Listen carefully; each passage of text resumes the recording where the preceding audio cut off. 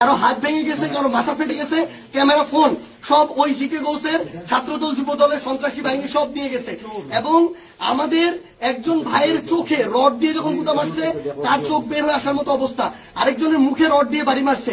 এই ভাইদেরকে এবং উনি আমার জেলা সেক্রেটারি এনসিপির, উনি একজন ভাইকে বাঁচাইতে গিয়ে রড দিয়ে উনার এই কনুই ভেঙে শেষ করে দেওয়া হয়েছে।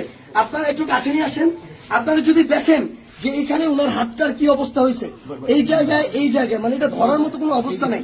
এখানে মাথায় এই যে রড দিয়ে প্রত্যেকটা জায়গায় বাড়ি মারছে।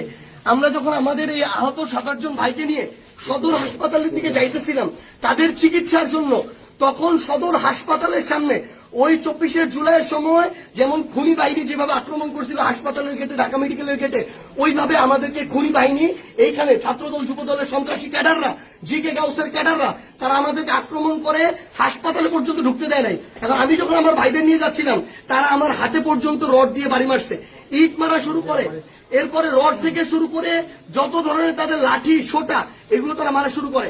এবং ওইখানে আমাদের ছাত্র শক্তি, যুব শক্তির এনসিপি অনেক ভাইকে তারা ওইখানে মানে ওই সবার সামনে ওখানে পিটায়। এবং আমরা এখানে পুলিশ দেখলাম, আমাদের সামনে থাকা তো দূরের কথা, আমাদের সাথে থাকা তো দূরের কথা, এত বড় হামলার পরে তারা পিছনে দাঁড়ায় দাঁড়ায় নাটক দেখতেছে। এই ছিল অবস্থা।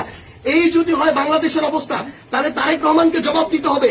এটা কি তারেক রহমানের সন্ত্রাসী বাহিনী, যেই বাহিনী মানুষের উপরে এইভাবে শুধুমাত্র দ্বিমত করার কারণে, সমালোচনা করার কারণে এভাবে আক্রমণ করতেছে? সালাউদ্দিন আহমেদকে জবাব দিতে হবে। তারা কি এই জিকে গাউসদেরকে এই সন্ত্রাসী কার্যক্রমের ঠিকাদারি দিয়ে রাখছে কিনা? এর বিচার না হওয়া পর্যন্ত আমরা হবিগঞ্জে আছি।